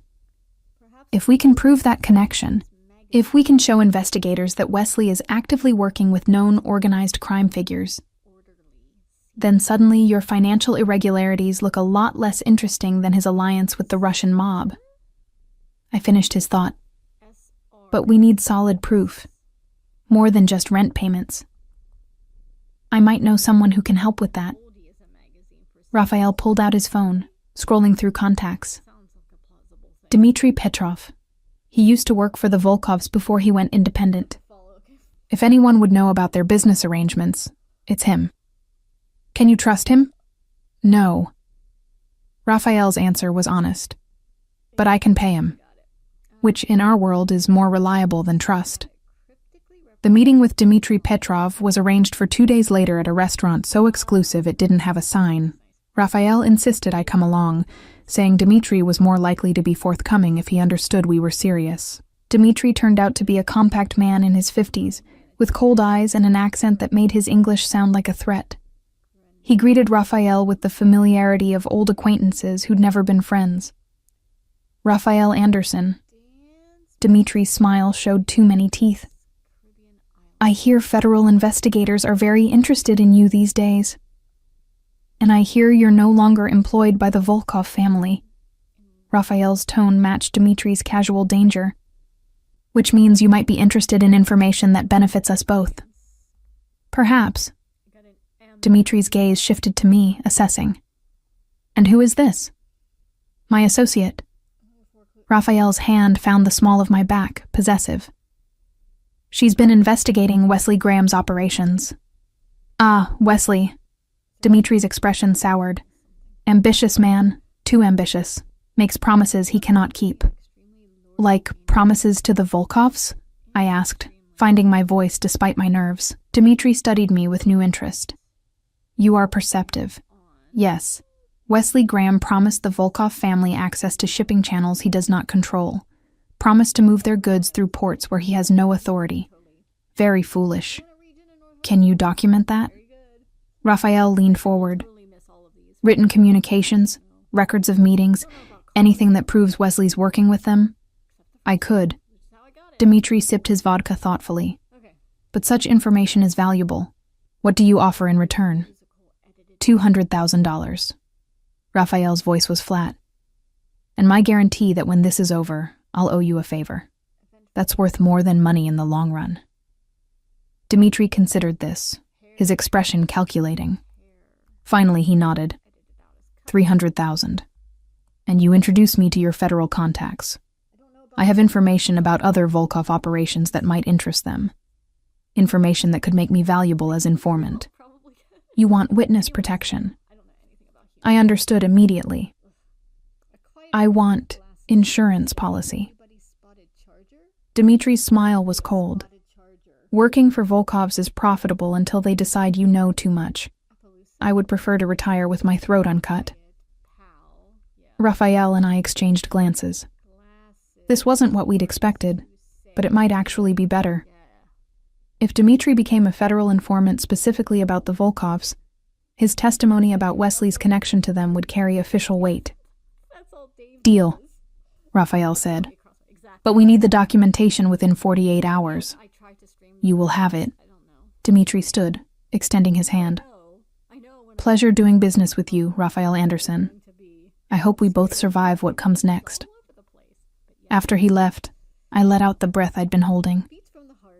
Did that really just happen? Welcome to my world. Raphael's expression was somewhere between amused and grim, where alliances shift faster than you can track them, and everyone's playing 3 different games simultaneously. I hate your world. I know. He pulled me closer. But you're very good at navigating it anyway. The documents Dmitry provided 48 hours later were everything we'd hoped for and more. Detailed records of Wesley's promises to the Volkovs. Communications showing he'd guaranteed them access to shipping routes he didn't control. Financial transfers that proved the partnership went far beyond simple warehouse rental. This is it, I said, reviewing the files for the 3rd time. This is what we need. Owen Hughes agreed when we brought him the evidence. For the first time since the investigation began, hope flickered in his expression, If we present this correctly, he said, spreading the documents across his conference table, we can argue that Raphael was a target of convenience. Wesley needed him removed to expand his own criminal enterprise with the Volkoffs. The federal investigation has been weaponized by someone far more dangerous than their original target. Will they believe that? I asked. They'll have to investigate it. Owen's smile was sharp. And once they start investigating Wesley's Volkov connection, Raphael's financial irregularities become secondary.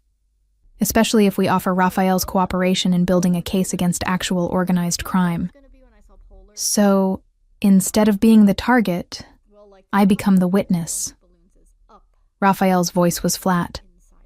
I still have to testify, still have to burn bridges and make enemies. Yes. Owen didn't soften the truth. But you do it from outside a prison cell, and you get to rebuild afterward. Raphael was quiet for a long moment. Then he looked at me.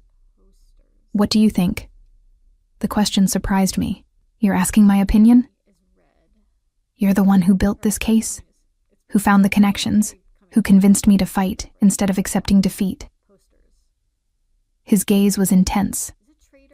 So yes, I'm asking your opinion.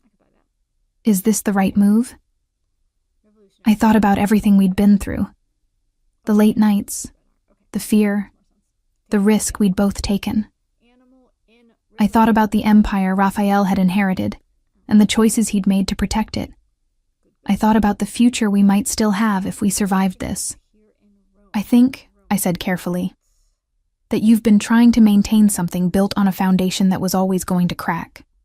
Your father's empire, his methods, his compromises. This is your chance to start over, to build something new that's actually yours. And if that means betraying people who trusted my father, your father's debts aren't yours to pay forever. I moved closer to him. At some point, you have to choose his legacy or your future. You can't have both. Raphael absorbed this, his jaw working. Finally, he turned to Owen. Set up the meeting. I'll cooperate. But I want immunity for Camille.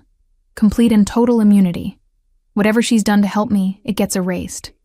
Raphael, I started to protest. Non-negotiable.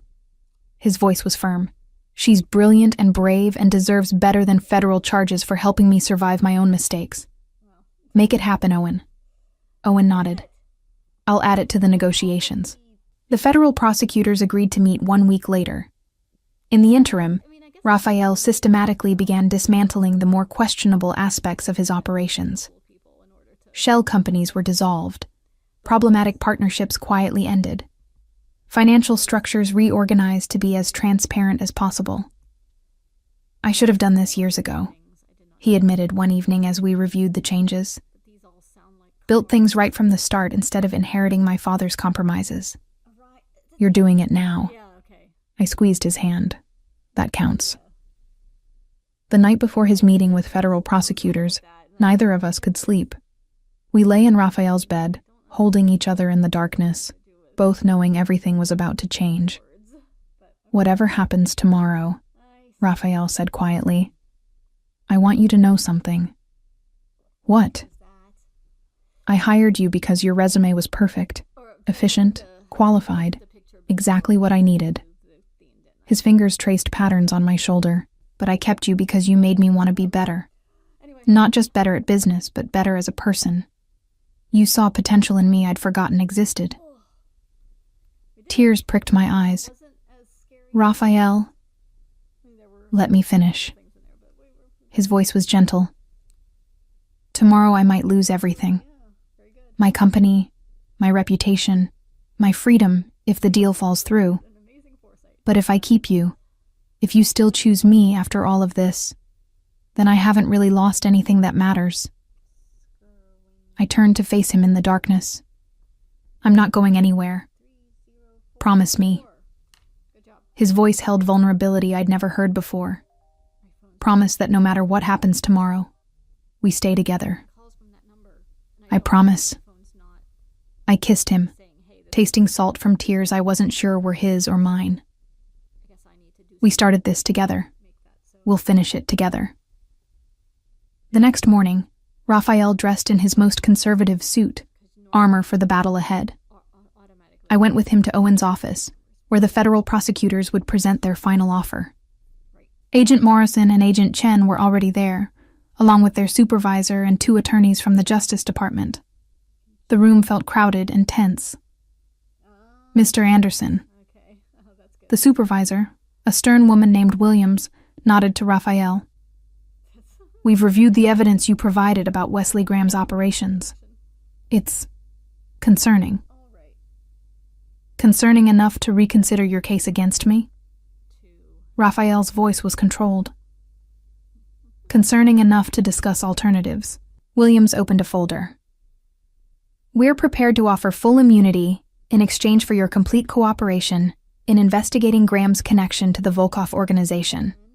That includes detailed testimony, access to your records, and ongoing consultation as we build our case. And Camille? Raphael gestured to me. Ms. Reyes receives immunity as well? Williams glanced at me briefly. Ms. Reyes hasn't been charged with anything. She won't be charged with anything, Raphael said firmly. That needs to be in writing. Complete immunity for any assistance she provided me during your investigation. Agent Morrison looked like she wanted to object, but Williams raised a hand. Fine. We'll include her in the immunity agreement. But Mr. Anderson, you need to understand what cooperation means. We'll need names, documents, testimony about everyone you've worked with. People will go to prison based on what you tell us. I understand. Raphael's voice was steady. Some of those people deserve to go to prison. Others are just trying to survive in a complicated world. I'll help you tell the difference. The negotiation continued for another 3 hours. Attorneys on both sides hammering out details and protections. By the time we left Owen's office, Raphael had signed agreements that would reshape his entire life. How do you feel? I asked as we stood on the sidewalk outside. Like I just burned down everything my father built. He looked up at the sky, clear and bright despite the autumn chill, and strangely okay about it. What happens now? Now, he said, taking my hand. We rebuild. My legitimate businesses stay intact. The problematic ones get dismantled properly. And we start fresh, building something that's actually defensible. We? I emphasized the word. He turned to me, his expression more open than I'd ever seen it. You've been my partner through the worst of this. Why would I want anyone else beside me for what comes next?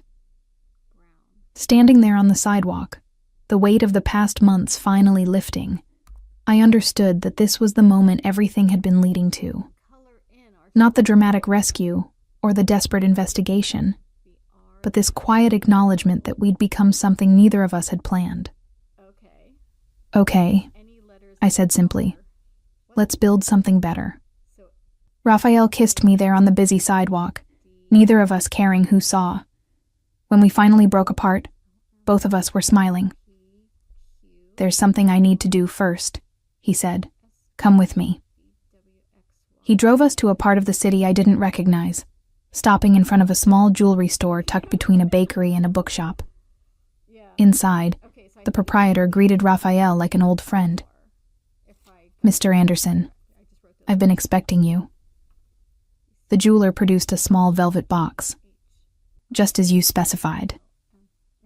Raphael opened the box, revealing a ring that took my breath away. Not ostentatious or massive, but perfect. A single diamond set in a delicate band that looked like it had been designed specifically for my hand. He turned to me, the box still open.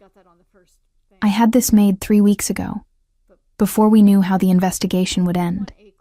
Because regardless of what happened with federal prosecutors, or Wesley Graham or any of it, I knew I wanted forever with you. My heart hammered against my ribs. Rafael, Camille Reyes. He took my hand, his voice steady despite the emotion in his eyes. You're the bravest, most brilliant person I've ever met. You've stood with me through darkness, helped me find light, and made me believe I could be better than my worst choices. Will you marry me? I should have worried about timelines or propriety or any number of practical concerns. Instead, I thought about the man before me, flawed and complicated, but also honest in ways that mattered most. Someone who'd trusted me with his darkest secrets, and then worked to become worthy of that trust. Yes, I said, tears streaming down my face. Yes, absolutely yes. He slid the ring onto my finger, and it fit perfectly. Of course it did. Raphael never did anything without meticulous planning. We stood there in the small jewelry store, holding each other while the proprietor beamed, and the world continued outside. Tomorrow would bring new challenges. The investigation would continue. Raphael's testimony would make enemies, and rebuilding his empire from more ethical foundations would be complicated and difficult. But we'd face it together. Not as boss and assistant, not even just as partners, but as something deeper. Two people who'd chosen each other through the worst, and were ready to build the best. The next 6 months transformed everything. Wesley Graham was arrested on 12 federal charges, including racketeering, conspiracy to commit fraud, and partnership with known organized crime figures. The evidence we'd compiled, combined with Dmitry Petrov's testimony and Raphael's cooperation, built a case so airtight that Wesley's lawyers advised him to take a plea deal. 20 years minimum.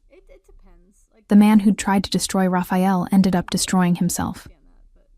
Raphael's testimony proved invaluable to federal investigators, helping them understand the complex web of relationships and obligations that defined the world he'd inhabited.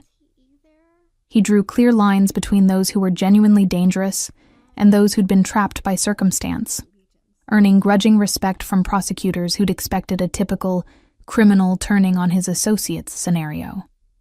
But the real work happened in the aftermath. Dismantling the problematic aspects of Raphael's empire while preserving what was legitimate proved more complex than anyone anticipated. That's where I came in. This logistics subsidiary, I said during one of our countless strategy meetings, has legitimate contracts with 3 major retailers. We can't just dissolve it without breaching those contracts and opening us to lawsuits. Owen nodded, making notes. So we restructure instead of dissolve. New ownership structure, complete financial transparency, independent board oversight. Exactly. I pulled up another document. Same with the shipping operation. The business itself is legal. We just need to completely overhaul how it's managed. Raphael watched me work with an expression I'd learned to recognize, pride mixed with something deeper. We'd been engaged for 4 months, but we'd postponed wedding planning until the worst of the legal complications were resolved. You're brilliant at this, he observed after Owen left. I'm organized. I closed my laptop. There's a difference. No, you're brilliant. He pulled me onto his lap, a gesture that had become natural over months of working side by side. You see patterns and possibilities I miss. You understand how to rebuild structures I only knew how to inherit. I kissed him, soft and brief. We make a good team. The best team. His arms tightened around me, which is why I have a proposition for you. Another one? I raised an eyebrow. You've already convinced me to marry you and restructure your entire corporate empire. What's left? Partner with me, officially. He shifted so we were face to face. Not as my assistant or my fiancé aussi, though you're both of those. As my business partner, co-CEO of the new Anderson Enterprises. I stared at him. Raphael, I don't have the capital to... I'm not asking you to buy in. I'm offering you equity as recognition of what you've already contributed. His expression was serious. Everything we've rebuilt, you've been essential to. The new corporate structure, the ethical oversight, the relationships with legitimate partners who actually trust us now. That's your work as much as mine. People will say you're just giving it to me because we're engaged. Let them say whatever they want. His voice was firm. I know the truth. You've earned this position. You've proven yourself more capable than anyone I've ever worked with. And frankly, I trust your judgment more than my own at this point. The offer was staggering. Not just the financial implications, but what it represented. Raphael was proposing we build something entirely new together, a true partnership in every sense. On one condition, I said finally, name it. We establish real oversight. Board members who aren't on your payroll, independent auditors who report publicly, complete financial transparency. I met his gaze steadily. If we're rebuilding, we do it right. No shadows, no compromises. Something like relief crossed his face. I was hoping you'd say that. Were you testing me? No. I was making sure we were aligned. He kissed me gently. I don't want to build another empire that requires constant defending. I want to build something we can be proud of. Then yes. I smiled. I'll be your partner. The announcement of my promotion from assistant to co-CEO caused exactly the stir Raphael had predicted. Business journalists questioned my qualifications. Social media speculated about nepotism and inappropriate relationships. Several of Raphael's former associates called to express concern that he was making emotional decisions rather than strategic ones. Raphael's response was characteristically direct. He released a statement detailing my role in restructuring the company, including specifics about the systems I'd designed and the relationships I'd rebuilt. He provided testimony from Owen and other executives about my competence, and he made it clear that anyone who couldn't accept my position was welcome to sever their business relationships with Anderson Enterprises. You didn't have to do all that, I said after reading his statement. Yes, I did.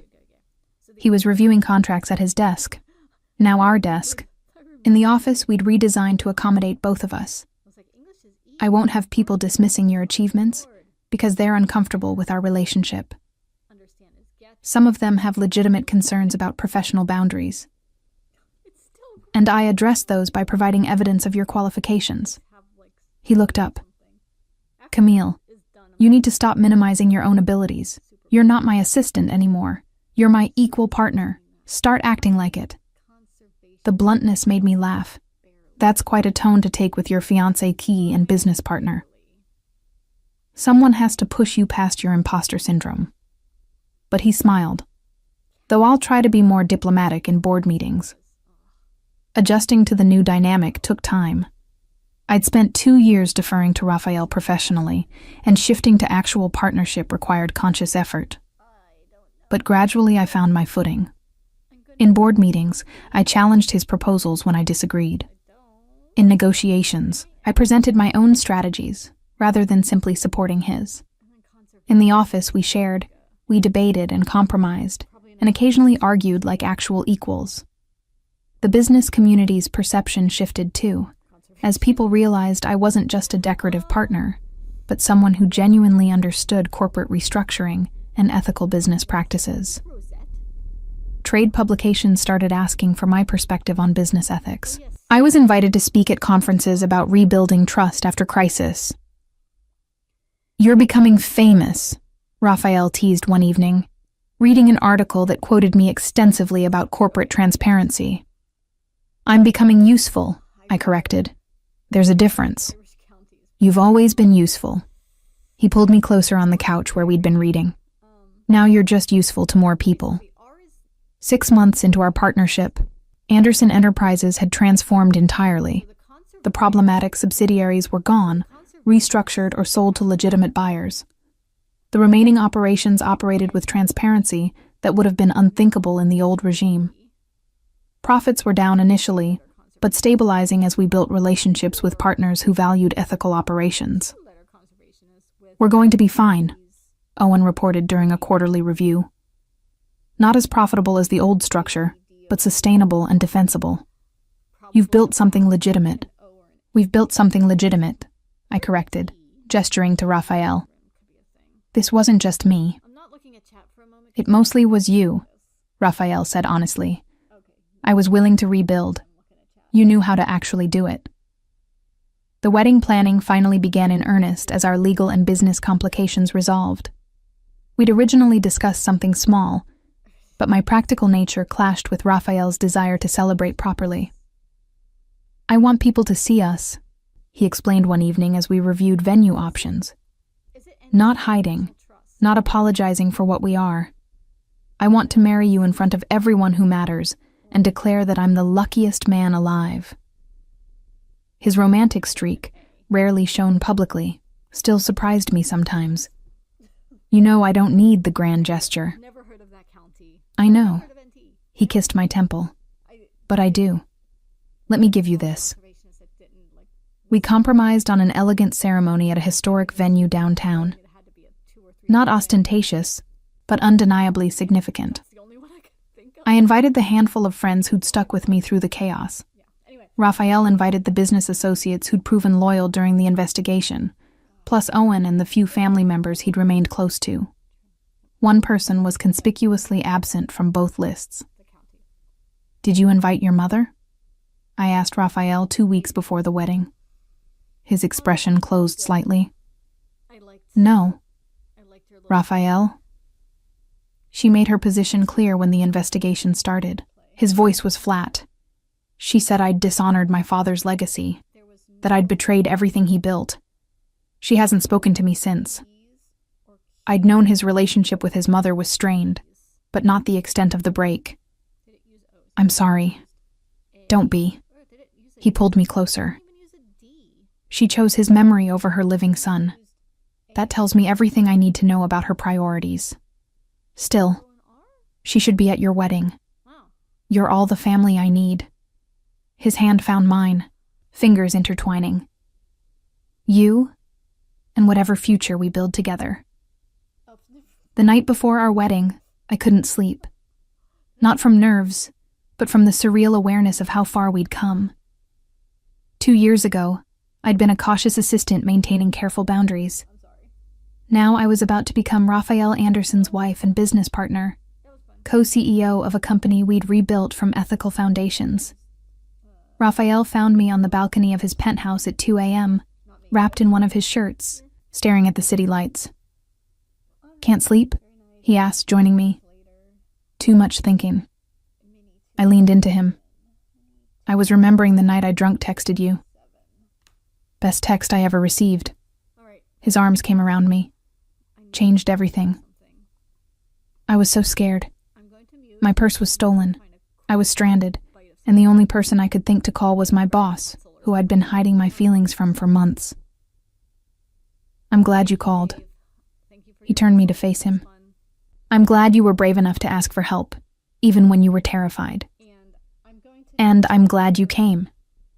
I smiled, though I should probably acknowledge that your rescue was somewhat unconventional. I excel at unconventional. His expression grew serious. Camille, tomorrow we're making official what's been true for months. You're my partner in every way that matters. But I need you to know something. What? If you ever want out, if this life becomes too much or too complicated or just not what you want anymore, I'll let you go. His voice was steady despite the pain in his eyes. I won't like it, but I'll respect it. You're not trapped just because we're getting married. The vulnerability in his confession made my chest ache. Raphael Anderson, I am not going anywhere. Not tomorrow, not next year, not ever. You're stuck with me. Promise? The word held hope and fear in equal measure. I promise. I kissed him, slow and deep. For better or worse, remember? We start saying that officially tomorrow. The wedding was perfect. Not because everything went flawlessly, but because it was ours. I walked down the aisle to Raphael, waiting with an expression of such open love that I nearly cried before reaching him. Owen stood as his best man, having evolved from attorney to genuine friend through the months of crisis. Hadley, my friend from that birthday night that started everything, stood as my maid of honor.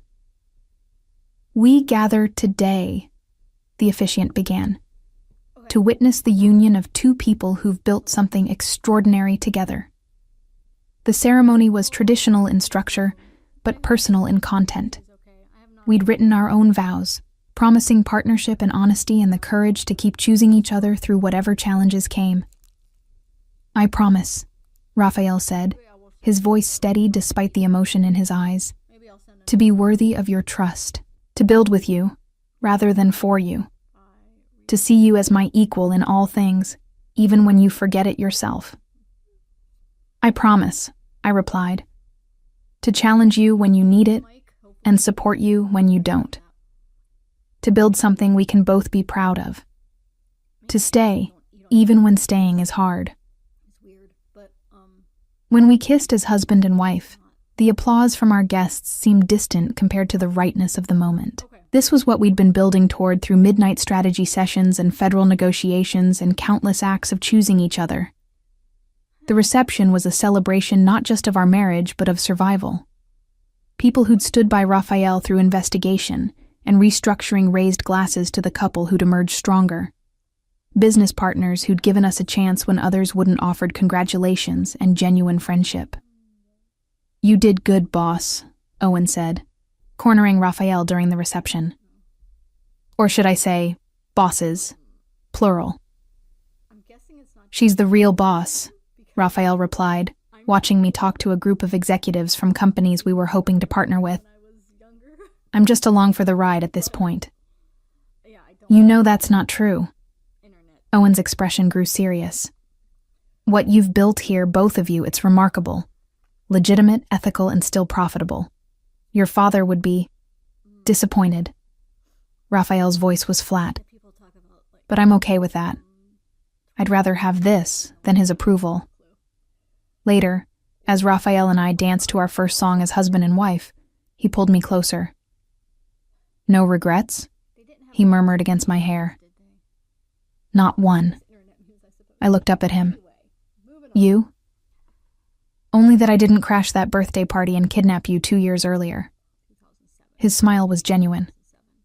"Would have saved us a lot of unnecessary distance." The distance was necessary. I rested my head on his shoulder. "We weren't ready for this then. We are now." 6 months after the wedding, we celebrated another milestone. Anderson Enterprises posted its first profitable quarter under the new ethical structure. Not as profitable as the old regime's peak, but sustainable and growing. "We did it," I said, reviewing the financial reports in our shared office.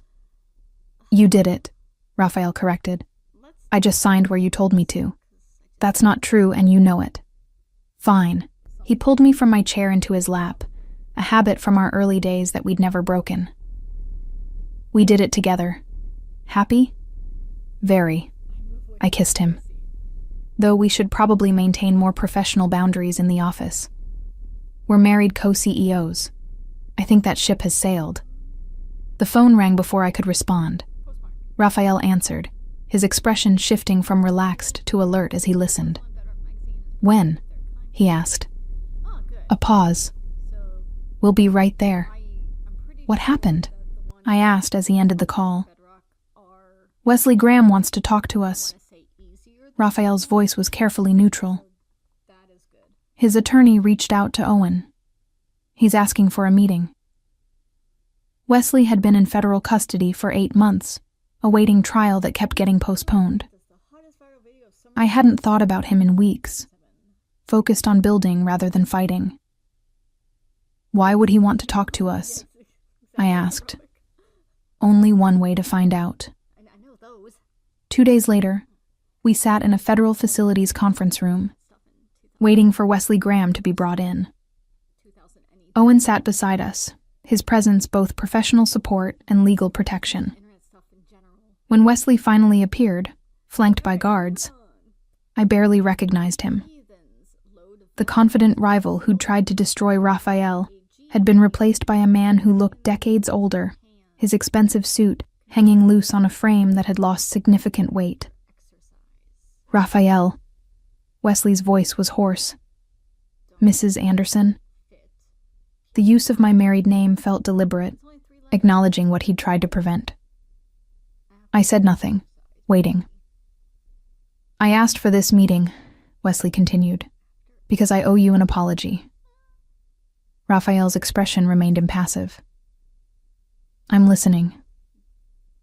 I spent years trying to take what you had, your business, your position, your respect. Wesley's hands were clasped on the table between us. I told myself I was fighting corruption, that taking you down would be justice. But the truth is, I was jealous. You had something real.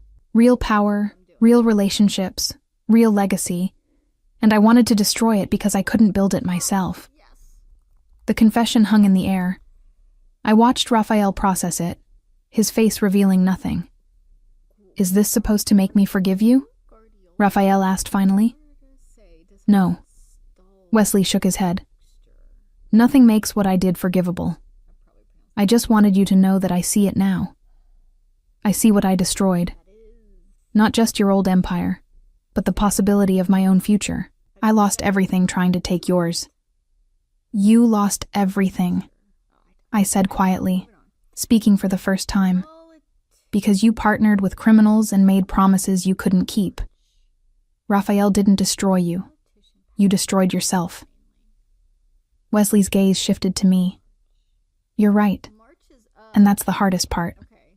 If I'd focused on building something legitimate instead of tearing down what you had, I might actually have succeeded. Instead, I'm going to prison for 20 years while you two are building exactly what I claim to want. The irony wasn't lost on any of us. Why tell us this? Raphael asked. What do you want? Nothing. Wesley's smile was bitter. I can't ask for anything. I just wanted you to know that you won. Not because you were more ruthless or better connected, because you were willing to change, to become better. I never learned that lesson. After the meeting, Raphael and I sat in the car outside the federal facility, processing. Do you believe him? I asked. I believe he's had time to reflect on his mistakes. Raphael started the engine. Whether that translates to genuine change or just regret at getting caught, I don't know. Does it matter? Not really. He pulled onto the highway. He's going to prison. We're going home. The story's already over for him. Ours is just beginning. That evening, we returned to the penthouse where this had all started. The same apartment where Raphael had brought me after my drunk text, where we'd planned our counterattack against Wesley, where we'd slowly transformed from boss and assistant into partners. I have something for you, Raphael said after dinner. He led me to his home office, where a large gift-wrapped package waited. I opened it carefully, revealing a leather portfolio embossed with our names. Inside were documents, deeds, contracts, articles of incorporation for a new charitable foundation. What is this? I asked, reading. The Reyes Anderson Foundation. Raphael's voice was soft. Dedicated to helping people in crisis, legal assistance, financial support, protection for those who need it. I looked up at him, tears pricking my eyes. Raphael, you asked for help once when you were stranded and scared. I want to build something that ensures others can ask for help too. That they don't have to be alone when their lives fall apart. The gesture was so perfectly Raphael, practical and romantic in equal measure, addressing both immediate needs and long-term vision. We'll fund it together, he continued. Run it together. Make it something that actually makes a difference. Consider it my apology for all the nights you've lost sleep cleaning up my messes. I kissed him, tasting salt from tears I wasn't sure were his or mine. You know I don't regret any of it. I know. His arms tightened around me. But I regret putting you through it. So let me build something good from all the bad. Let me turn your drunk text into something that helps others. We stood there in his office, holding each other. The foundation documents scattered around us like promises of better futures. 2 years after that birthday night when everything changed, I stood on the balcony of our penthouse, watching the city wake up. Behind me, Raphael was still sleeping, exhausted from yesterday's board meeting where we'd announced the Foundation's first major initiative. My phone buzzed with a text from Hadley. 2 years since your birthday disaster. Should we celebrate with another club night? I promise to guard your purse this time. I smiled, typing back. Dinner instead? Somewhere quieter. I'll bring my husband. Husband. The word still felt new and precious, even after months of using it. Raphael emerged onto the balcony, wrapping his arms around me from behind. What are you thinking about? How much has changed? I leaned back against him. 2 years ago, I was a cautious assistant hiding my feelings. Now I'm married to my former boss, running a company we rebuilt together, about to launch a foundation that might actually help people.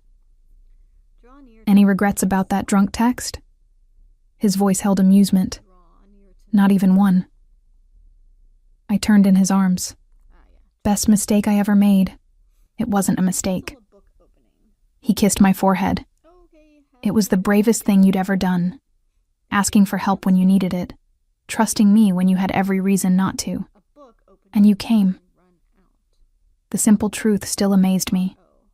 Without hesitation. Always will. His voice was firm with promise. That's what partnership means. You text, I come. No matter what. Standing there with the city spread below us and the future stretching ahead, I understood that we'd built something far more valuable than any business empire.